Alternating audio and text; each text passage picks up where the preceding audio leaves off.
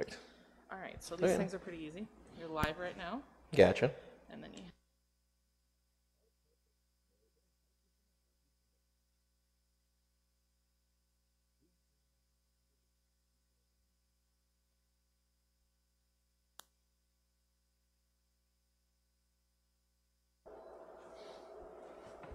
Did that work? Yeah. That worked.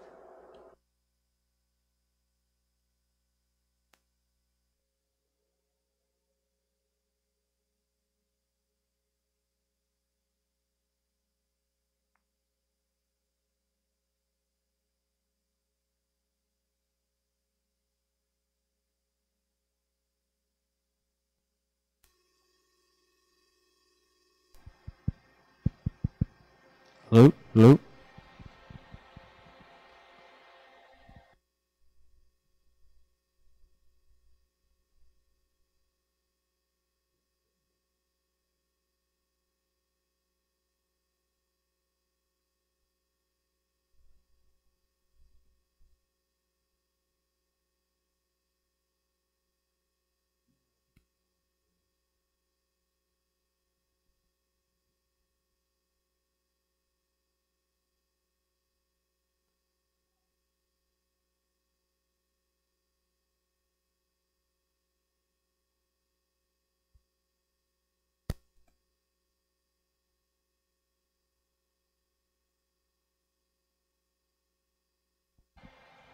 Let's see. Yeah, I mean, it is picking it up.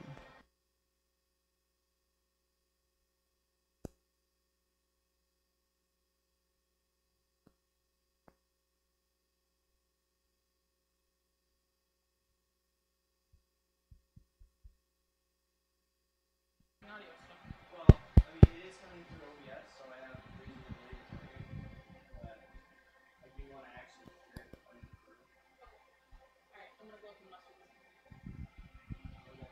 Want me to talk into it? In a second.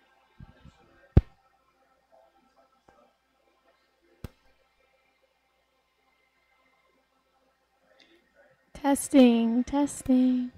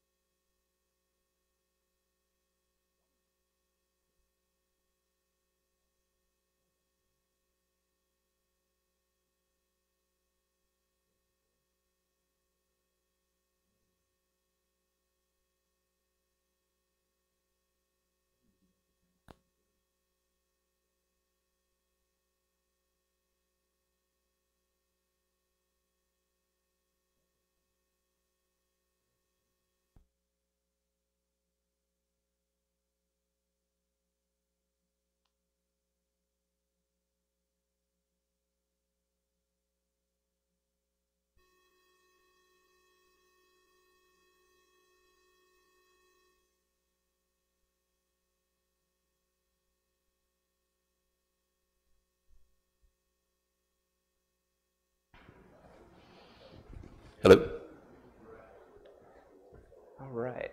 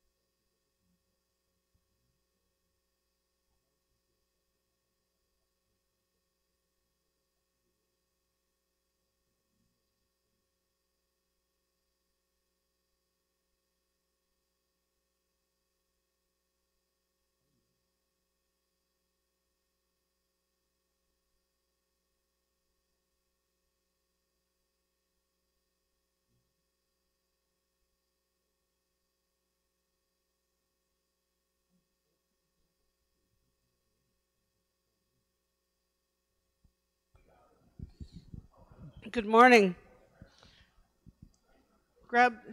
Take a minute, grab something to eat, and come forward.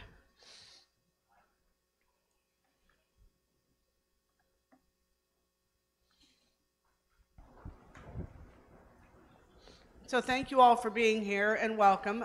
Welcome to Automation Alley. We have been doing this Tech Takeover series for a little over a year now.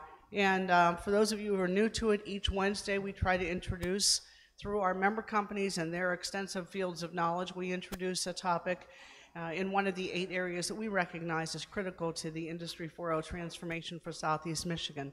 We created this series with the intent of helping all size businesses, from small to very large, learn in kind of bite-sized pieces a little bit about how transforming your business, whether it's through cybersecurity, through cloud computing, through robotics, can be done in a manageable way. And it gives an opportunity for different levels of the organization to each participate in acquiring that knowledge.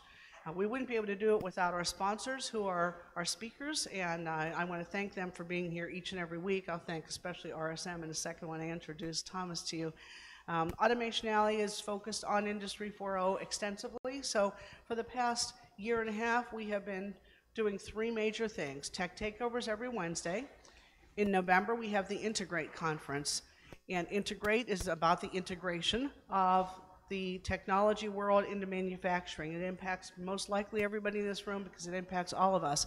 And as we see this rapid transformation in our community and in our world, we have to stay in contact with it. Our concern is really predominantly that we maintain a strong supply chain. So all the way from the OEMs down to the smallest supply chain, the more you know about technology and how it applies to your manufacturing facility, the stronger you'll be and the stronger Michigan is. So that's really our focal point.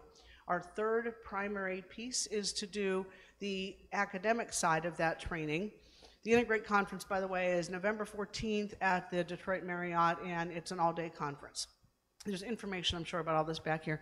So our third big piece to complete the Industry 4.0 circle is in April at the Detroit Institute of Arts. We do a reveal of new technologies as they're in a report format. We use the technology and industry report that we have created, and we do that last year for the first time in collaboration with 7 academic institutions. We've kicked off the 2019 report, and we are now working with 11 academic institutions and a couple of consulting firms, including RSM, to help refine that data. So look forward to that as well. It's an important event which shows the academic side of what's going on in Industry 4.0, and then the November event shows the applications into industry. So that's all I'm going to say about Automation Alley. I'm Cynthia Hutchison. I'm Senior Director here. If you have any questions, I'm here, and other members of my team are floating around in the back. So with that said, Thomas Turner is a manager at RSM US, and he's going to talk to you about cloud versus on-premise computing. Perfect. Thank you. Thank you. Turn. Leave that in there. Everybody can hear me? Good stuff. So again, my name is Thomas Turner. I'm a manager at RSM. I'm a technical lead for our infrastructure team. We do a lot of migrating on-premise infrastructure to the cloud, and we do a lot with banking, manufacturing, and higher education. That's my space. So this presentation is about finding a balance between infrastructure on-prem and infrastructure in the cloud. And if you're going to implement something that's net new, or you're thinking of upgrading an old piece of technology, or you're just thinking of migrating your technology to the cloud to shift those CapEx costs to OpEx costs, that's what this presentation is about. I don't plan to getting into anything that's super in-depth technically. I want to stay very high level for this stuff, but I'd be more than happy to really get down into the weeds with anybody after this if they need to. So again, Industry 4.0 is what I was told this whole conference, this whole thing is about. So I just wanted to have a slide up here real quick about Industry 4.0. And I'm sure a lot of you guys already know this, but 1.0 is when we started bringing in the presses. We could build things faster than we could by hand. Industry 2.0 is now our Ford Model Ts. We have that assembly line and that conveyor belt. We're building things faster than we can by hand, but then we're also producing things faster and getting them out the door quicker. The third generation is now we're bringing some robotics into this factory, so we don't have to rely on that manpower as much, and we can lose a little bit of that risk of people getting hurt, and also producing things faster as well. And then the fourth revolution is what we're trying to get into right now. This is a space that information technology has been in for a really long time, and that we need to start bringing to the factory. And we'll get into a little bit more of that in a little bit in the meantime. But in a nutshell, let's have the entire factory talk to each other so we can make decisions that are based on data, and we can let the data actually drive decisions to increase production and to give us cost analysis and, you know, better make, have better outputs. So again, Industry 4.0 touches almost every aspect of your factory and your supply chain, and we want to get into a little bit of this. I'm not going to get into every single bubble about that, but we're going to get into quite a few of them. And then a lot of the factories, a lot of the manufacturers that I've been to, whether they're making parts for Boeing or they're making parts for cars, or they're actually like assembling pieces that they're getting from, you know, China, Asia, and all other places. They've got pieces of Industry 4.0 already in their factory, but not a lot of it's communicating. And that's what I want to do today, is I want to see how can we bring all of that together to give you that 50,000 foot view of not just your IT, but of the entire factory. So the backbone of Industry 4.0 is your infrastructure. And up here on the right, we've got pretty much that cloud continuum that shows on the left-hand side, you have your on-premise infrastructure. And this is what people have been running for 30-odd years. It's your servers that are all stacked in a rack. They're in the back room. You've got the wires. Literally behind that door is their on-premise infrastructure. It's everything sitting on-prem. You guys have the most control over everything on-prem, but you're also taking on the most risk when everything's on-prem. To the left-hand side, or to the right-hand side of that, you have that software as a service. This is your Dropbox, your Office 365. This is where you're shifting all of that on-prem infrastructure, all of that, those calculations, everything over to a software as a service provider, and you're usually paying like per head. You're paying per person, per seat, and you don't have to really deal with it. You're getting a web login, and you're not having to work with any of that. And the balance that we're going to try to find here is, where do you fit in that? Based on the technology that you're going to implement or the upgrades that you're going to make, where does it fit best within that space? And I'm going to go through a few examples today, but then I also want to know if anybody here is upgrading anything recently. So who here uses some type of cloud technology? Can you show me some hands? Okay, perfect. Who here is looking to move something to the cloud, like move something up there? No one's looking at moving it. There we go. 2 people are looking at moving things to the cloud. So we're going to have an open discussion here in the center, or in about the middle of the presentation. And if you guys are interested, you're more than welcome to say, hey, I want to move this to the cloud, and we can chat about it real quick and get a little high-level overview of kind of, well, if you were to bring me in, what would be my first like 15 minutes about talking about that? So when you move to the cloud, you pretty much are going to fit in 3 different buckets. You're going to fit in infrastructure as a service. This is where somebody else is taking care of the physical server, somebody else is taking care of your power and your cooling, but you're still responsible for the operating system, for doing those updates, for patch management, things of that nature. If you ever have an issue with IT, or IT says, hey guys, we're going to take all the servers down tonight because we got to do patching, even though you're in the cloud, you still have to deal with that when it's infrastructure as a service. Because again, you're still maintaining everything from the operating system up to that application the end user's interfacing with. Platform as a service is they're giving you a platform that you can pretty much stick an application on. If you've got an app in the App Store for Apple or Android and you want to host it out and it needs to talk to thousands of people at once, well, you don't really need the infrastructure behind that. You just want your app to work, and you want that app to scale with how many people are using that application. And that's platform as a service. You don't have to worry about the operating system. You don't have to worry about patch management, things like that. You just have to worry about your application that you probably built custom and the data inside of that application. And then the last part of that is software as a service. These are services like Dropbox or Box or Office 365's SharePoint, where you're just really worrying about how you interface with that application, and you're pretty much confined to what, you know, that cloud provider wants you to do. So again, infrastructure as a service. What I was saying before, you're responsible for everything from the operating system all the way up to the application. So again, a lot of people say, hey Thomas, I want to shift my infrastructure to Azure, or I want to shift to AWS, and then I'd like to let some of my IT staff go. And I'm like, okay, but you can't do that because they still need to do upgrades. They still need to maintain your operating system.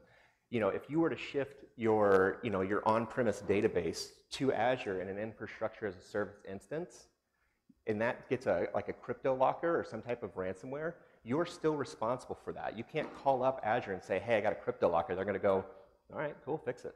Or they're just going to blow away your VM or your instance. You're still responsible for all of those things. You know, the good thing the good thing about this is you don't have to worry about that physical space that you're hosting your servers in. And also, you don't have to worry about spinning up new servers. So if you guys needed a new server, you know, the classic on-prem infrastructure way is you call up IT orders something from Dell, that server comes in 3 weeks, takes another week to stand it up, then you install all of your applications on it. But with an on-prem or with infrastructure as a service, you know, you go out to the cloud and with 15, 20 minutes or 30 minutes, you can have a server spun up. So what would usually take, you know, up to a month, if putting it on-prem, you can do 15, 20 minutes in the cloud, and then you can have that sucker spun up really. But again, you're still responsible from the operating system. You're still responsible as it was, you know, the same way you would be if it was sitting in the closet next to your office. The next one is that platform as a service that we went through before. This is you have an application and you want to host it. Again, the vendor is taking care of your software. They're taking care of your operating system. They're taking care of pretty much everything but that custom application you built and the data that's on top of it. This right here is highly scalable. So you can tell Azure, hey, I'm going to run this, then I only want you to charge me for however many people are using it. So if you've got a website that you want to run, well, instead of buying a server or hosting an infrastructure as a service where you're paying for that server, no matter if 10 people are using it or 10,000 people are using it, you're still paying that same fee. And if 10,000 people hit it all at once and it goes down, well, that's on you. With a platform as a service, that'll scale with you. So if 10 people are using it, you're paying for that 10 people. If 10,000 people are using it, you're paying for that 10,000, but you're only paying for what they use. So once that number starts to tick down, so does your bill. And your bill kind of scales with your platform. And the next one is that software as a service. This is what a lot of people use, where you really have just like an application that you log into or a web interface. You're hitting a web interface like Box, where you can throw your files up there, you can manipulate data, you can look at your information, but you're stuck inside of their platform. You don't have control to really do a lot with Box or do a lot with Dropbox. You can only do what they say you're allowed to do. And that's software as a service. You have a lot less risk and you have a lot less maintenance on it, and you're paying per head, but you don't have a lot of that control. And again, this is very scalable because, again, if you hire 10 people, we buy 10 more seats. If you let 3 of those people go, you'll release 3 of those seats and your bill fluctuates with you. So the other part of this is, you know, I threw in there scale. And this is what I meant by scale. So when you're an infrastructure as a service, you can start out small. So we've got a 10-user infrastructure here. You know, we got an application on a server that's hosted for 10 people. Well, if we need to bring that up, first off, we have to bring the server down, then we have to add resources to it, bring it back up. So we can scale, but there's chunks to that. And it's harder to bring those chunks back down without having downtime. When you're going to, you know, a platform as a service or a software as a service, you're only using what you need. So your application is going to always be online, and you're really just adding blocks. And those blocks, I have them in blocks of 10 right now, but it could be 10, 3, 7, 12. You know, it kind of goes with you. And that's the part of scale right there. The other part of this is compliance. We run into a lot of companies who say, hey, Thomas, I got Zoom, and we're using it to, you know, for our patients to call our mom and pop doctor's office. And I go, okay, cool. Where's your business associate agreement? And they're like, well, we never signed that. Why not? And they said, well, Zoom's HIPAA compliant. Well, Zoom's technically not HIPAA compliant unless you sign an additional agreement, because by default, Zoom transcribes all of your voice conversations in the back, and they do that. Where do they do that? I think they do that in Japan, actually.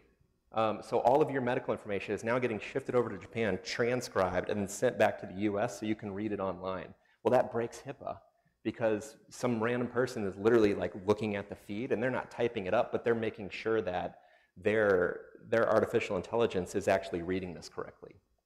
But when you guys do implement a lot of these services, think, do I need ITAR compliance? Do I need SOX compliance, PCI compliance? And make sure you talk to these vendors and you say, hey, I see that your data center is SOC compliance. If I put something in there, does that make me SOC compliant? And they're going to go, no. Our data center is SOC compliance, but your stuff won't be. You need to do X, Y, and Z. Or there's additional agreements you need to sign. And a lot of times when I talk to these sales guys, they're like, oh yeah, just sign this thing, we're good, here's a login, go. But then they kind of forget, because they're off to the next sale or they're off to the next thing, they forget to send you all these other agreements that you have to sign that kind of trigger this chain to let their internal IT know we need to disable and enable all these different services to make you guys compliant with what regulatory body you fit under. So again, a lot of these cloud providers will say, yeah, we're compliant with, you know, X, Y, and Z. And they might be, but there's additional steps that you'll need to take. And we run into this quite a bit, where people sign up, they get going, they let it go because it's a software as a service, and then they're like, all right, it's done, and they move on. And they forget all these additional steps on the back end that they don't find until an audit comes down the road. So again, a lot of the stuff I ask is, if you're going to move up to one of these things, who owns your data? If you're putting data in Box right now, what's stopping Box from like cutting off your login? And then do you really own your data now that it's in their data center and they're making copies of it? Can they block you? And if they did, what's the repercussions there? Like, how do you legally go after somebody that large? Or how would you go after Microsoft if they were to like cut your data off? The next one is like, how do I get my data back? If this were to go down, would you guys ship me a hard drive? And with smaller companies, it's not a big deal, but if you've got 10, 11 terabytes worth of data, if you've got logs or you're having to hold on to records for 7 years and you've got 7 years worth of stuff in the cloud, it could take a long time to download all that stuff. And downloads, as you're downloading it, you know, the download could break and then you have to start over again. There's a lot of issues here. So how do you get your data back? Will they ship you a drive? Is there somewhere where you could send somebody to pick up your data if you needed to do that? The other one is, what happens if a breach occurs? You know, Target didn't notify all the customers right away that they got breached. You know, same with Home Depot. A lot of these companies, you know, unless you have a signed contract with them, they're not going to tell you about a breach until they absolutely have to by law. So if somebody were to get breached, how do you get alerted about that? How are you aware that your data is still protected? Or if your data was compromised, how was it compromised? How can you get those logs to be able to go back and try to figure out, you know, what do we need to do as a company to protect our end users, protect our customers? The last two is, you know, what are they responsible for and what are you responsible for? So back overall, you know, it's pretty basic. They're going to be responsible for the application, the operating system, you know, based on the type of service to use. But are they really responsible for that? So if you go to Azure or AWS, you know, AWS does absolutely everything under the sun when it comes to infrastructure, or platform, or software as a service. Same thing with Azure. They do it all. What service are you using, and then what are you responsible for, and what are they responsible for? Because a lot of companies we work with, they set all this stuff up, and then they call us when it breaks, and they're like, well, I don't know why it broke. We're paying them to do it. We're paying them to fix it. We're paying them to maintain it. And it's like, no, you weren't. You just saw all the cloud, and then you were like, well, it's cloud. They got it. So pretty much make sure that you have a list of, this is what we're responsible for, this is what they're responsible for, this is our service level agreement with them, and how we have that moving forward. And then the last one is, again, what do I sign? So again, you sign the contract to kind of get the service. Now you have the logins. Now you can do all that. What other agreements do I need to sign to get into the Azure Government Cloud or the AWS Government Cloud to be ITAR compliant? Do I need to sign a business associate agreement? What data do I have? What compliance bodies do I have to fall under? And then what additional agreements with these cloud providers do I need to sign to make sure that my data is protected and secured? So now we're kind of getting into that balance of, well, do I go to AWS, do I go to the cloud, or do I stay with something on-prem?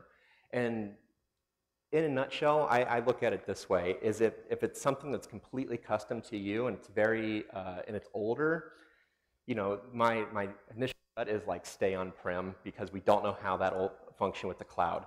If it's an application that you're running, talk to the service provider, or talk to the vendor for that application. If you're running, you know, like a CRM or an ERP or something like that, talk to that vendor and say, hey, do you guys support the cloud? If we were to go to the cloud, what are the issues you've seen with other providers? What kind of cloud offering do you guys have? Or what do you recommend? Do you recommend we spin up all of our own servers and dump this in there with infrastructure as a service?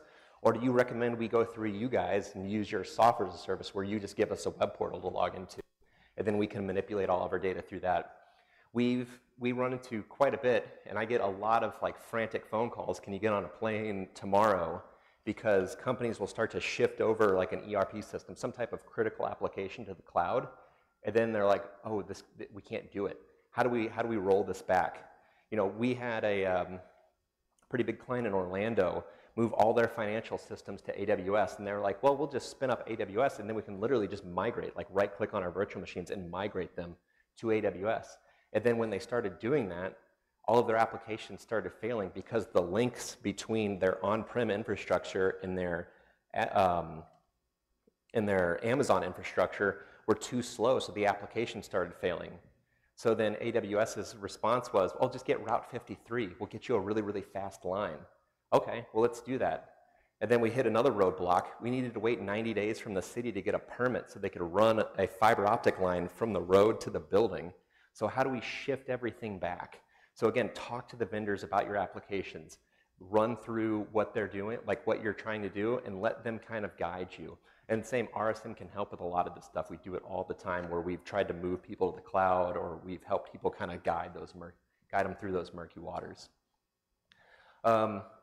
Again, with the cloud, you're taking CapEx costs, you're moving them to OpEx, so you're not having to pay up front for a lot of those physical pieces of hardware. But at the same time, your drawbacks for the cloud is if you're paying monthly, you're paying the highest price possible. A ton of cloud providers, and I can't think of any off the top of my head right now, that don't give you a discount for paying, you know, in advance. So Azure, if you put 3 years into Azure and you say, hey, I'm going to move some servers up there and I'm going to have them there for 3 years, they'll cut 80% off your bill right there. If you move your licenses up there, they'll cut 40% off your bill. And then, I mean, they don't stack. You're not going to get something for free, and they'll start paying you for moving it up there. But still, I would talk to these cloud providers, and if your business isn't going anywhere for a few years, say, hey, you know, what kind of discount will you give me if I use your service and I pay for 2 years up front? Because I know I'm going to keep it for 2 years. And a lot of people don't do that. We run in and we do these cost analysis because, you know, IT is like, hey, guys, I want to move over to the cloud. And they're knocking on their CEO's door, their CFO's door. And they're like, let's move to the cloud. We can save you all this money. We can do X, Y, and Z. And then they move to the cloud, and it costs more than they thought because they didn't use the pricing calculator correctly. And now you're paying more per month than it would be if you just bought everything outright, and then you paid it all off at once. So again, let's look at what you're doing. Let's see if you're going to put in there for a few months or for a few years, can we cut your bill down? And then also, can we run tools that will look at your utilization and shrink that down as well? Because if you're currently running stuff on-prem, that, you know, it's a server and it's got 50 gigs of RAM and it's got a terabyte of hard drive space, are you using all that stuff? Because you don't need like an apples to apples comparison in the cloud. You can let the cloud scale with you. And a lot of people do that. They do this apples to apples comparison and they dump everything in the cloud and their bill skyrockets. So, and they don't use, you know, tools like automation and boot up and things of that nature, scaling. So when anyone with RSM talks to me about moving something in the cloud, I always ask them these questions. I mean, these are the first things I'll ask as soon as I walk in the door. And that first one is, do you have any type of compliance that you have to adhere to? Is it HIPAA, PCI compliance, Omnibus, ITAR? That's the first thing we want to ask because that guides, one, what kind of cloud offerings you can use and who you can use. The second one is what kind of data are you working with? Is this extremely sensitive data that you're working with, or is this just, you know, we don't care if it's, you know, blasted all over the internet, it's not going to hurt our business. And that sensitive data doesn't have to just be, you know, your company's, you know, client list. It doesn't have to be, you know, there's a ton of things. Or like, what's your secret sauce? Like, what gives your company the competitive advantage? And we want to make sure we protect that sensitive data. And we want to put controls around it, like data loss prevention and things of that nature, and auditing and reporting. So we need to know what type of data you're moving and what's your sensitive data. The next one is, how do you guys all access this information? You know, with the client in Orlando, they all accessed it through just a web interface, like a GUI on their web interface. But it needed a really fast link. And we didn't know that. We just assumed like, okay, you guys would hit this on the server, but it was actually another application box. So how do you guys access this data? Is that new interface compatible with the cloud? Will your authentication pass through? Can you have single sign-on to make it a lot easier for your end users? The next one is, what are the capabilities of your current IT staff? Do you have the guys who can, do you guys have the people who can manage this stuff, who can move it up there for you, who can keep it going if something were to go wrong? Do you have somebody who can review your contract to make sure that you guys are protected in the case of a data breach or some type of legal dispute were to happen? Again, is your software supported by the vendor? If you're going to shift this up to the cloud, does the vendor allow you to shift it up to the cloud? Because if they don't support it, then keep it on-prem. There's no point in moving something and taking all that risk, just because if it does go down and we do have to reach out to the vendor, they're just going to say, sorry, you're out of luck. You need to move it back. And then how long do you plan on using that software in the cloud? And again, this rolls back to, if you're going to be there for years, you can, I mean, there's a really good chance you're going to get a large discount, because it creates certainty for these cloud providers. If they're certain you're going to be up there for years, that allows them to plan out their business, and they're going to give you a discount. But if you're month to month, you know, you could be spending $10,000 with them this month, and that's great revenue for them, but you could be gone the next. So they can't really plan for the future, and they're going to pay, they're going to charge you the most for that. So a lot of the stuff we move up there is email. We're taking old Exchange 2010 boxes. We're taking old, you know, Lotus Notes type stuff, and we're moving that to Office 365, or we're moving it to Google's groups. And again, one of the first things I ask is, what kind of compliance do you have? Are you guys sending, you know, are you sending blueprints that have things to do with like an F-22 Raptor program? Are you sending government secrets through your email? And if you are, one, is that the best way to do it? Is that the best way to send massive blueprints? And two, well, we need to protect that stuff, and we need to be able to audit. We need to be able to pull those emails back, and we need to be able to hash them to make sure we can track them later on. Two, what type of information are you emailing? So what do you guys have? Three is, again, the capabilities of your IT staff. Do you have somebody who can run email in the cloud? Or did your guy who was running your Exchange server on-prem just retire, and that's why you guys are like, oh, we need to get this out of here because we don't have anybody on-prem who can run it anymore? And then how many employees do you have? Because if you've got, you know, 50 employees, then there's a ton of cloud providers out there that would fit you perfectly. But if you have 20,000, then the conversation shifts. So we want to know, how many employees do you have, because that also will tell you how long it's going to take to migrate everybody up there, and we can kind of figure out what your downtime would be and how we'll shift people up in blocks. So again, your on-premise would be Exchange 2016. This is just your basic upgrade for any of that stuff. It's on-premise, so you have the most control over it, but you also have the most risk. All of your emails hosted with you. If those drives were to go down, it's your job to recover all that information. It's your job to keep it all safe. If somebody breaks into your server and starts to route your mail off to different places, that's all on you. Or your other side of that is the Exchange Online. This is, you're moving it to Microsoft. You're sitting in a software as a service. I would say, you know, a lot of people talk as Exchange Online as a software as a service. I think it's more of a platform, because you do have a lot of control over how your data is moved. You have a lot of data loss prevention tools in Exchange Online. You have a lot of threat protection tools. You can pretty much do the vast majority of things you would do with Exchange 2016 on-prem. You can do those with Exchange Online. It just takes a little bit of know-how to set it all up, because all of the interfaces have changed over the past like 3 years. So again, your Exchange 2016 is that traditional on-prem. You're responsible for everything out the stack. And then your Exchange Online is more of that private cloud where you're, is more of that private cloud where your data and your applications, and you're having to work with all that stuff. All right. So the next one is a file server. And again, we're going to ask the same kind of questions with that file server. Compliance, data, what do you guys have? And then we move two people to, you know, if you're going to upgrade your file server, we offer, or we usually recommend Windows Server 2016 or 2019 when it rolls out here in a few months. But if you're going to go online, we love SharePoint Online. And we bring that up, we get a lot of people who get a pit in their stomach, and they're like, oh, SharePoint's terrible. We used it, and it was awful. And that's because a lot of people use SharePoint as a file server, and it's definitely not a file server. It's a document management system. I'm sure everyone in this room is very used to like the X drive or the Y drive, where you can just go in there and you pull out files, you save it to there. SharePoint's a little different than that, where SharePoint relies a lot more on metadata, and every company that we've implemented SharePoint with that has gone down that metadata route ends up loving it, and they'll never go back to a file server because they can quickly move from their computer to an iPad to a phone to a Surface, and they can do all that almost in real time, and they can collaborate on documents and stuff. So you're getting a lot more control over your data when it comes to SharePoint than you are with a traditional on-prem file server. And then you can put additional controls on there like Azure Information Protection, which will save both. But again, we recommend SharePoint, and we just want to let everybody know that it's not a file server, it's a document management system.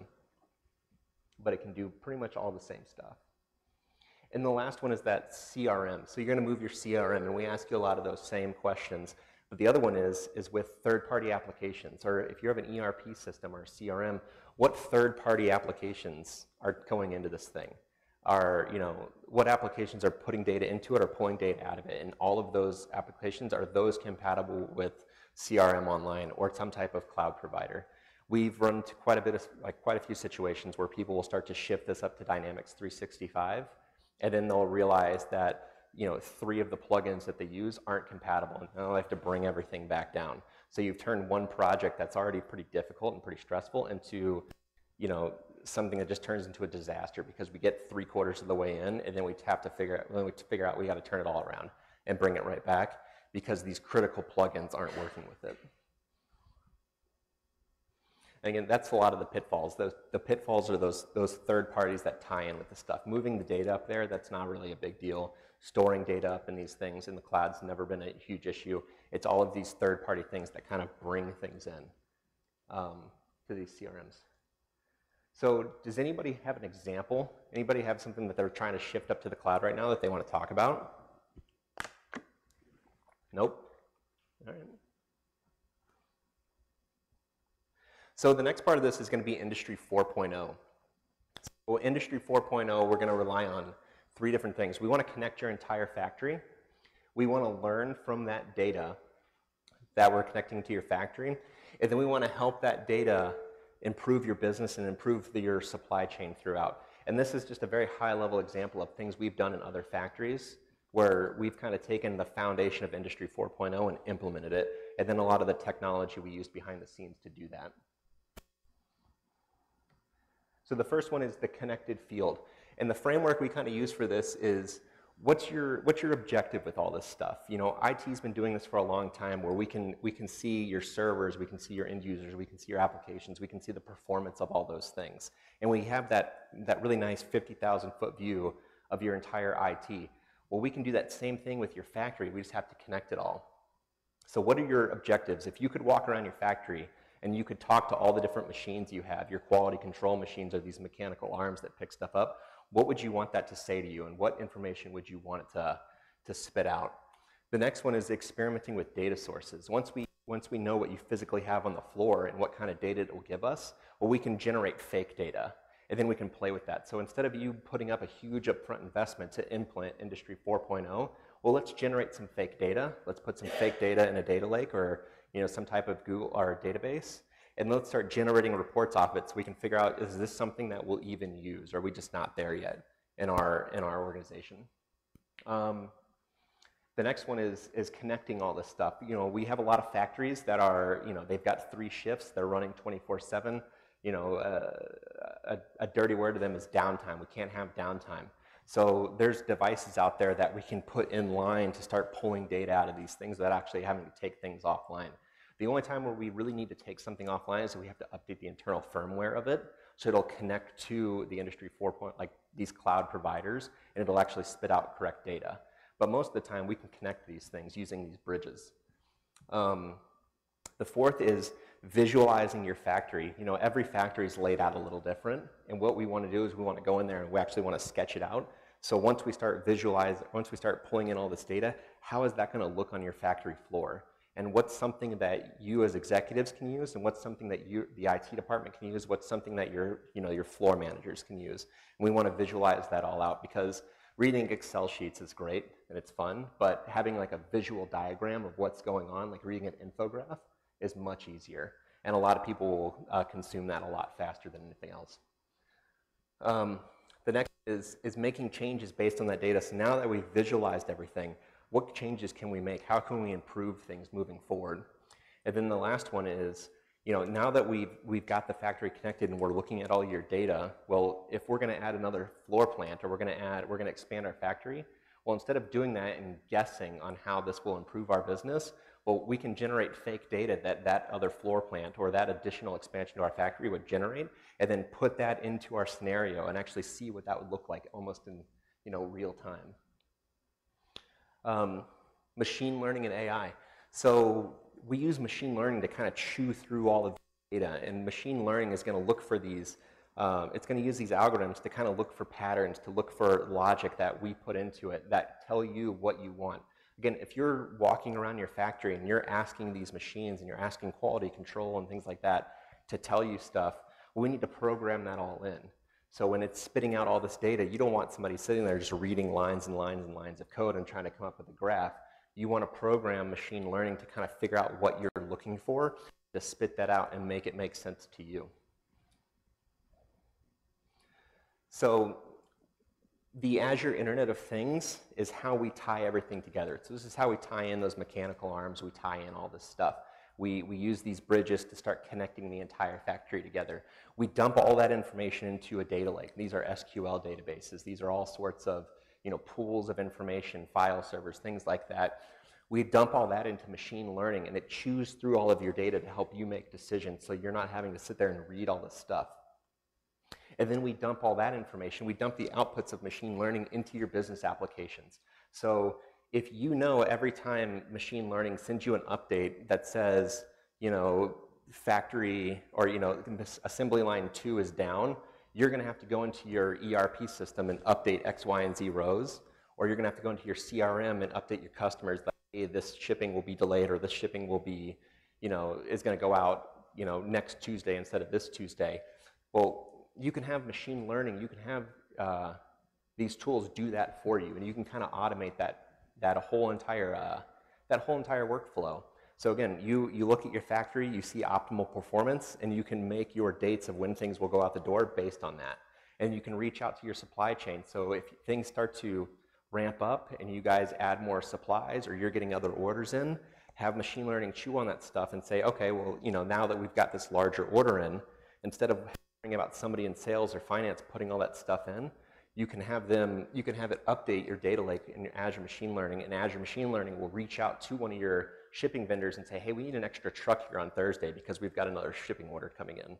And based on how our factory is running, we know we're going to get that off Thursday. And it can kind of give them all the information of, when to show up, what dock to pull into, what shipping pallets are going to go on your truck.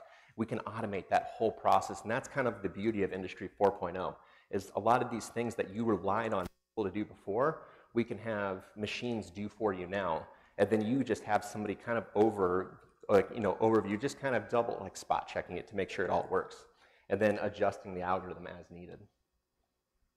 So other things that machine learning can do for you is it can look for authorized people on your factory floor doing facial recognition. It can you can talk to it and you can say, hey Cortana, or hey Siri, where's the order for Johnson & Johnson, and it'll tell you where that shipping order is.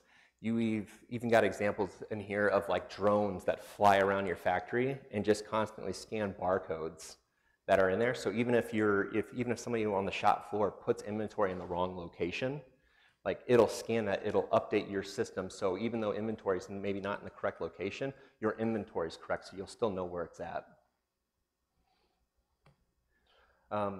So this is kind of an example of what that connected field looks like. So right now we have the Azure Internet of Things, and we're looking at a very high level example of where all of our factories are right here.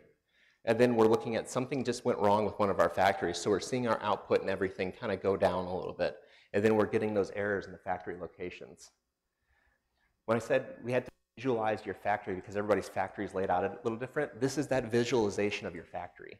So what's going on based on all that data that's coming into machine learning and in your data lake. What's it affecting, and how is that going to affect your business, and how is it going to affect your shipping and things of that nature and your supply chain? And then we can dig deep, even further down to the different mechanical arms and how those are performing, so you can see what's going on.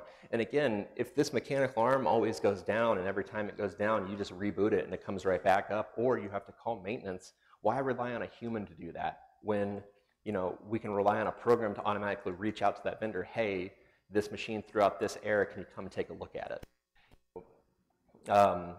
In the IT field, this has been happening for a long time. If you've got a SAN, or you know, you've got storage and one of your hard drives goes down, that third-party vendor can be monitoring your storage. So as soon as they see an issue with your hard drive, they automatically ship you a new one. The same thing can happen in your factory now. We just have to connect it. The other part is going back to that inventory tracking. So we walk around a lot of factories, and you'll see that pallets are just wrapped in saran wrap, and then in that saran wrap is just like a sheet of paper, and then they saran wrap over the sheet of paper, and they draw on it with a Sharpie marker. And that's their inventory system. So you got a guy going around kind of putting things in places and writing that down on a list, and if somebody puts something in the wrong place, then you got the floor manager running around frantically looking for that package of where it's at. Where nowadays, you can put your security cameras in your factory, and those security cameras will constantly scan looking for QR codes. And as it scans the QR code on the package, and then it scans the QR code on the shelf, and it's automatically updating your inventory live. So if somebody comes by and they grab a gear off the shelf and they go, oh, okay, I don't want that, and they walk 3 steps down and they put it back in there, once it scans those 2 QR codes, now it's updated your inventory. So you know that you have 6 of these gears over on, you know, shelf A2, but then you have 1 on shelf A7 because, you know, so-and-so just moved it down there. And then the newer version of this is these drones, and it's kind of weird to watch them, and you'll see that it's actually on a string now because they don't trust them yet. But it's literally on a string that just kind of goes around the factory and goes up and down and scans QR codes to update your inventory automatically. And again, all this feeds into that data lake. It feeds into Azure Information Systems, or Azure's machine learning. It feeds your application. So you don't have to rely on, you know, sales having to call somebody and say, hey, you know, I know our system says we have 6 of this product in there, this widget.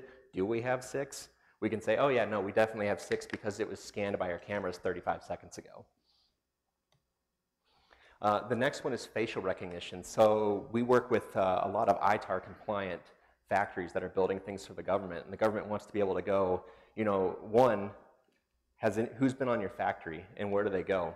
And we can use facial recognition to pretty much, as you walk in the door, it recognizes your face, and if it doesn't see you in the system, it blacks out all the computer screens. So, you know, if you've got blueprints up, it blacks out all that stuff. And then it also alerts security and alerts the floor plant that, hey, this person's not supposed to be here, and there's a picture of them. And then you have the floor manager go, oh, no, he's good, and then approve them, and then everything can come back up again. So you can use this to do, you know, you can use this Industry 4.0 and these connected fields to really secure your plant. But then you also have the ability to, you know, if somebody were to come in and say, hey, where did this guy go? You can literally see on a map everywhere he's went because it's been tracking his face all around the factory.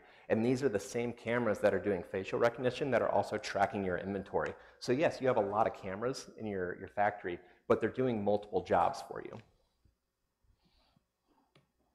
And then the next one is, again, IT's been doing this for a really long time. We've been able to see for a long time the entire environment as a whole with these heat maps and how, you know, our servers are performing and how, you know, applications are performing. Industry 4.0 is the exact same thing. We're just trying to take what we've been doing in IT for a long time and tie the factory in it. So now we don't just have that 50,000-foot view of IT. We have that 50,000-foot view of our entire business. That includes IT, that includes our factory, that includes our supply chain and our manufacturing process. So the last part of this is blockchain. So we tied all this stuff together, but how do we hold the integrity of it to make sure that people aren't going in there and modifying things and messing stuff up? And one of the first things I'll tell you is that, you know, people ask me, well, why do I need a Bitcoin in my factory? And blockchain's not a Bitcoin. That's what most people think of when they think of blockchain. But blockchain is a technology that when updates and changes are made, it pretty much uses a cryptographic string to make sure that those changes are permanent. So if somebody were to make a change, you can go back through the blockchain and figure out who made that change when they made it. And you know that if your chain's together and it's not broken, that all the changes in your system are legit. And if something's not legit, it gives you an audit trail to go back and figure out who did it. So people can't go in there and manipulate data. And that works really, really well when you start bringing your entire supply chain into this.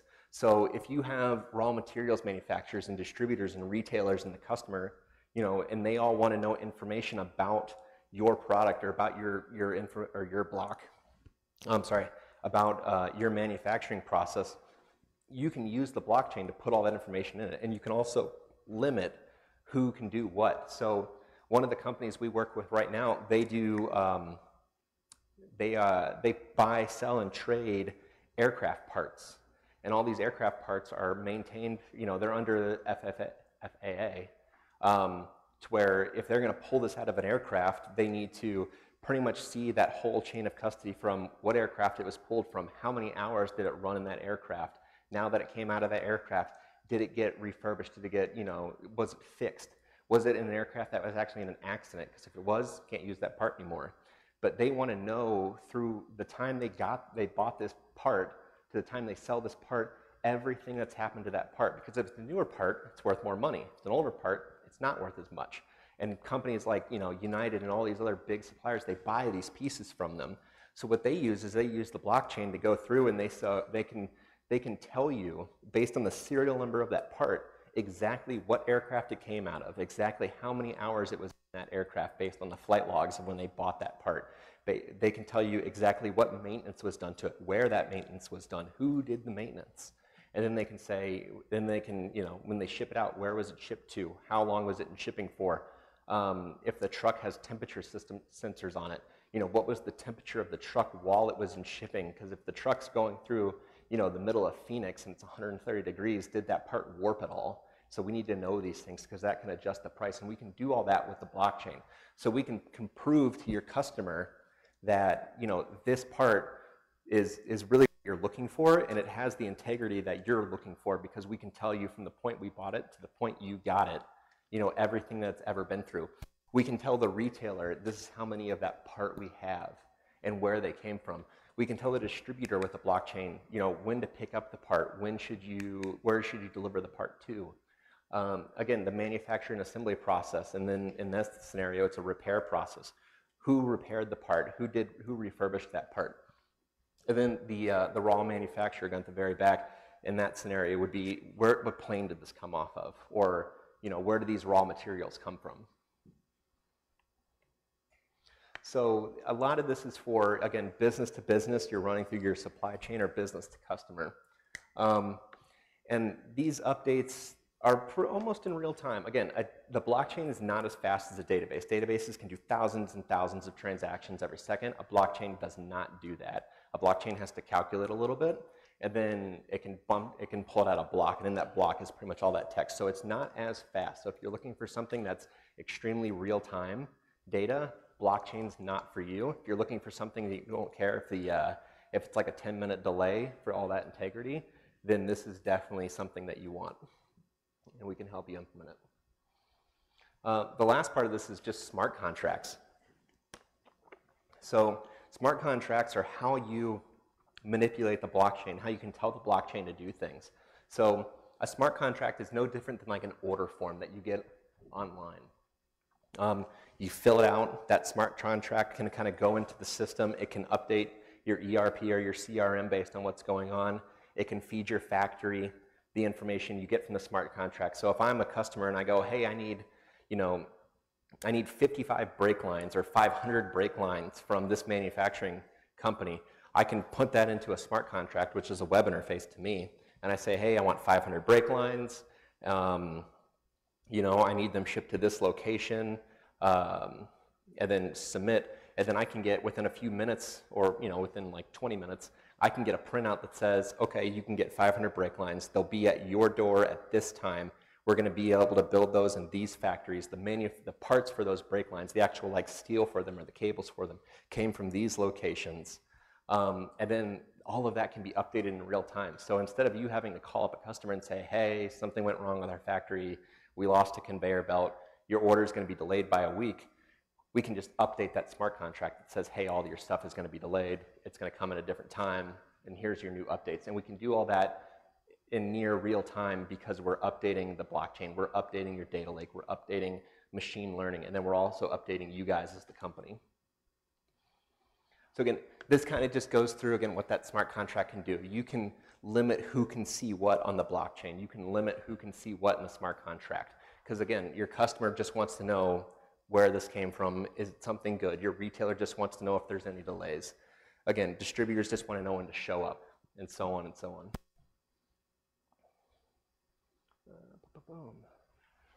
on.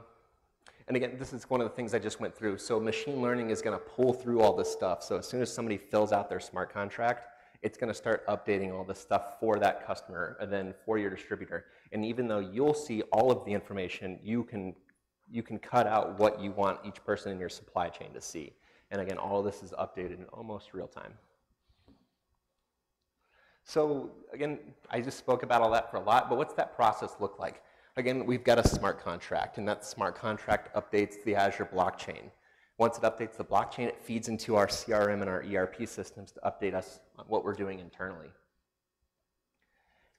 The blockchain also feeds machine learning, and all of our systems that we currently have are feeding back into machine learning to help us trying to figure out what's this big picture look like? What's all this data going to do for us? Again, we don't want somebody sitting there reading Excel spreadsheets and logs and printouts and stuff like that. We want machine learning to go, okay, here's all the good stuff based on what you've told me, and here it is in a nice picture view for you. And then the process all together. So you have a mechanical arm, and something could happen to that mechanical arm. It's not running like it should be, and that updates the Internet of Things.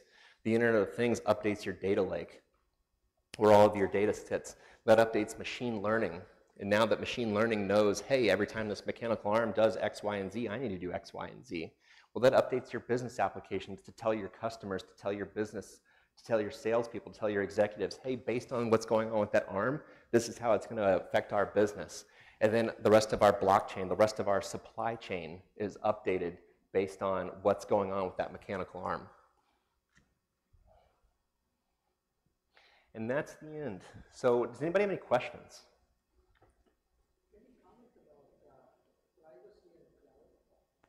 The privacy in cloud?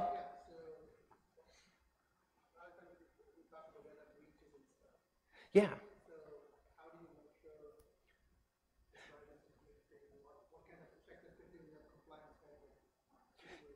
Yeah, so I would look for a few things. One, I would have your general counsel or somebody like one of the partners you're working with, read over your contracts and see, well, what is your privacy? You know, a lot of times companies like Box, Dropbox, OneDrive, iCloud, things of that nature, they can't read your data, but they can read the thumbprints of your data to see if it matches anything that they're already, that's known malicious. So that's one way. Read over your contracts and see what they're allowed to have, and then what your agreement with them is. The second part of it is there's other companies out there that that kind of act like a middleman. So if you were to use these, you log into that company's interface, they give you a GUI, but then all of their stuff is backed by, it pretty much feeds all their data into like Office 365. So if you were to log into Office 365 directly, it's just a bunch of literally garbage. It's just like googly. There's nothing there. But if you log into their web interface, that's all your information. So they're saying, hey, if you don't trust Microsoft, you can trust us. We'll encrypt all your data. It's still backed by Microsoft, but you're kind of running through this web interface. But the biggest part of that is read your contract to see what you're responsible for, what they're responsible for, and what privacy they have in place to protect your data. And if they don't have a lot of privacy, either try to go to somebody else or encrypt your data before you move it up there. So you keep those private keys and you hold on to all that. Anything else? All good? Yes, sir. Oh, sorry, I forgot the mic.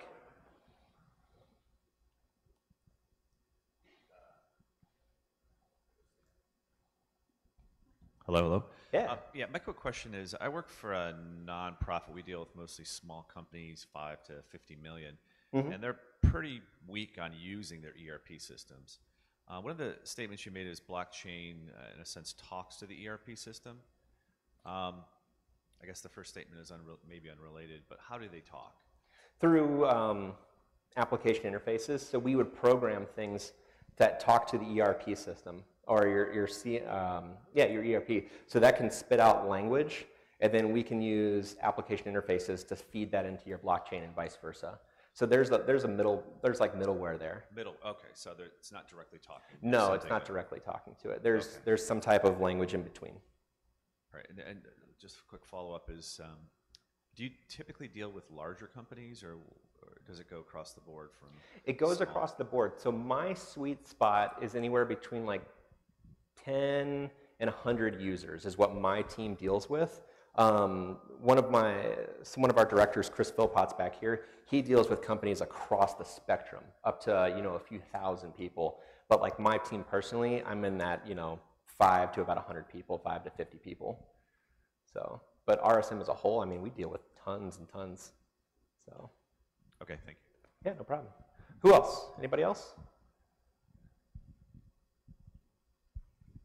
Yes, sir. How would you distinguish the difference between a public and a private cloud infrastructure? What differentiates them? So public cloud infrastructure, you're usually called a tenant inside of there. So you think of an office building and you're a tenant inside that office building. The office building is technically open to the public or open to anybody who's allowed to go into that office building. And that's what I would consider the public cloud. You're sharing a space that thousands, if not hundreds of thousands, or a few other people are also sharing that same space. You just kind of have your own little siloed, your own little carve out of it. For companies like Dropbox, you're using their service, but also hundreds of other people are using that same service, and you just have a chunk of that, and that's public cloud. Private cloud is if you're actually going through like an RSM or something like that, where we're carving out physical infrastructure for you. So kind of like a colo data center. We're saying that these servers, this network, all of this stuff is for you. You only have to worry about the application and the data, or you only have to worry about the data or just the interface. But this right here, this infrastructure is yours and yours only, and no one else's information will sit on there. It is private to you. Where public is, you just have a little, it's like a building, you just have a little cutout. So would Azure be private or public? So the way you set up Azure, most of the time it's going to be considered a public cloud. You can pre-purchase space in Azure, and especially with Azure's government cloud, where they'll carve out a section for you, and you have to pay a lot of money up front because they're literally saying, we're going to give you X number of CPU, X number of RAM, hard drive space, blah, all that stuff, and then they use software-defined networking and things like that to literally carve that out for you, where no one else can touch it and no one else is going to share anything with it. And that can protect you from things like Spectrum and stuff like that, all those like CPU-based attacks, things that kind of go below, all the other software layers to do attacks. Thanks. Yep. Who else? Anyone?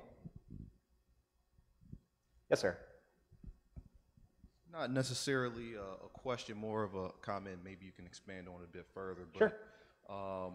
The point of total cost of ownership, when you mention on-premise system, I would argue that cloud-based system would have a bit, would be a bit have more of an advantage in terms of total cost of ownership when you're including things like servers, upgrades. Most people upgrade their system on a 5 to 7 year basis. Mm-hmm. Upkeep, licenses, patchwork, and just continuous integrations when they do have those upgrades. So could you kind of expand to that point and maybe talk about single tenant versus multi-tenant cloud as well?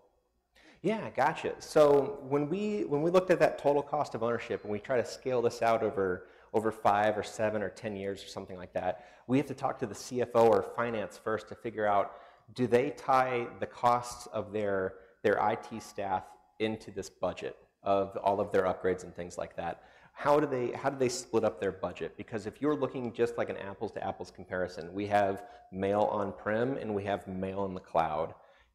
The cost of upgrading your mail on-prem and the cost of migrating it over to the cloud are roughly, the cloud's going to be cheaper, but then you're having to pay monthly for it.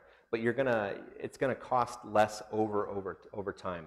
Where we run into a lot of issues is that people, when they want to move to the cloud, they they overscale everything. They give themselves way too much in the cloud, and then they get that monthly bill, and it's more than they'll ever think of using. So they're like, oh, we could pay this off in 5 years if we move to the cloud. And they're like, oh, wait a minute, this is going to be 12 years because we're using so much. The other thing that people don't really use a lot of is the automation services within these cloud providers. So if you have servers that don't need to be on 24/7, that only need to be on at certain times of the day, you can have the cloud provider automatically turn those boxes off to where you're not paying for those CPU cycles that you're not using. And these things can really lower your bill. Again, when you look at the cost of these things, if you're using your infrastructure as a service provider as you would an infrastructure on-prem, you're going to pay more with that infrastructure as a service provider. But if you use it, you know, if you put some intelligence in there and you have it scale back to only what you use, like only use what you need and shut off what you don't need when you don't need it or when you're not using it, then you're going to see that cost literally just get slashed. And then going to the cloud is an awesome way to go. When it comes to your single tenant, multi-tenant thing, response, you know, if you're running your own private cloud exchange server, that's going to cost you a ton of money because that company has to carve all this stuff out. If you're paying monthly for that, then they're like, okay, well, this guy wants all of this infrastructure and he might be gone next month, so you know, we're going to charge him a lot for that. But if you can give them that certainty that you're going to be around for a few years, they'll cut that cost down as well. And then multi-tenant environments like Office 365, you know, you're paying per head. And that's going to, you know, reduce your costs a lot because if you're looking at like an Office 365 E3 license, now you're tying in more than just email. You're tying in how much is it going to cost for us to upgrade, you know, Office 2010 on all of our workstations? How much is it going to cost to do if we moved our file server up there as well? How much is it going to cost to do advanced threat protection? Now we can get rid of this Barracuda appliance we've been using. There's a lot of other pieces to it, and we see that a lot of companies just kind of go, I've got Exchange on-prem, I want Exchange in the cloud, and they just do that one for one, and they don't think of all of these other things that it affects. And the same with ERP systems and file servers and applications, and especially databases and stuff like that. Did that answer your question, or did I just kind of ramble a little bit? Yeah, you got it. You're right around to it, yeah. Definitely. Okay. Who else? Anything? Yes? So this year, Gartner's actually written quite a bit about the death of the data center. Yep. Some projections are anywhere from 80 to 95% of the enterprise data centers will be gone by 2025, which seems pretty aggressive, especially considering that there's a lot of legacy applications running out there that were never architected to run in the cloud. Right. What's your take on that? I see it as the same way, you know, they told us we were going to move to IPv6 like 9 years ago, and we're still in IPv4. This is one of those things that, you know, it's great to have these projections that say we're going to move stuff over, but, you know, a lot of people are comfort creatures. They're comfortable with what they have. A lot of the small businesses we work with, you know, the CEO, the guy who built this sheet metal roofing company, who doesn't know a lot about IT, but he knows sheet metal really well. He's like, there's something about just being able to walk into my other room and physically touch all of my stuff. And that gives me a comfort level that I'm willing to pay for. So I think with large companies where you're you know, 1,000+ employees, where you have a large IT staff and people who can manage all this stuff, I can see those guys shifting all this stuff to the cloud, and it's not a problem. But smaller companies, these mom and pop shops, these, you know, these companies under 50 people or 100 people that have 1 or 2 IT guys, and you know, they're wearing so many hats, they don't have time to learn all this cloud technology, they're going to kind of sit tight. The other side of that is, you know, Microsoft's kind of forcing people to move. You know, Windows Server 2019, I think, is going to be one of the very last like operating systems you can install on-prem without just paying a crazy amount of money for. You know, Exchange Server 2016 is going to be one of the last ones. They're just kind of trying to force everybody over there, and Microsoft's raising a lot of their licensing costs to make it to where it's like, well, why would I put this on-prem? It's just going to cost so much more, because they want that reoccurring revenue. They want that monthly reoccurring revenue instead of that one hit. They want all that reoccurring stuff. So again, you're going to see companies start to raise their prices. You're going to see a lot of these software vendors go, well, again, let's come up with our own cloud offering, and let's put it in somebody else's data center, because we want that reoccurring revenue. I mean, like iCloud, Like Apple doesn't run their own data centers. iCloud's all backed by Google. A lot of companies like financial applications, Profix is just sitting in AWS, but they're like, oh, it's the Profix data center. No, it's not, it's AWS. Because if you look at all their strings, it's all AWS links. Yeah, so I think that's an aggressive timeline. You're going to see more people get forced there just because the cost to put something on-prem is going to rise from a licensing standpoint. You'll see a lot of companies who are just like, well, we're going to buy one license and we'll install it on 12 different machines, and nobody's going to talk to us because we're so small, they're going after bigger people. You'll see a lot of that start to happen as these licensing costs go up. And then, yeah, you'll see people just get forced to the cloud. All good. Anything else? Anybody else? Nothing? All right. Hey, thank you all so much for coming. I appreciate it. From everyone at Automation Alley, we want to thank you for coming, and a big thank you to RSM for putting on such a great presentation. Be sure to fill out your evaluation forms and return them in the back of the room. There's a little tray back by Rose. And join us for our next Tech Takeover on August 29th with Ghaffari. It's on simulation and data collection. Feel free to finish breakfast, finish conversations, and again, thank you all for coming.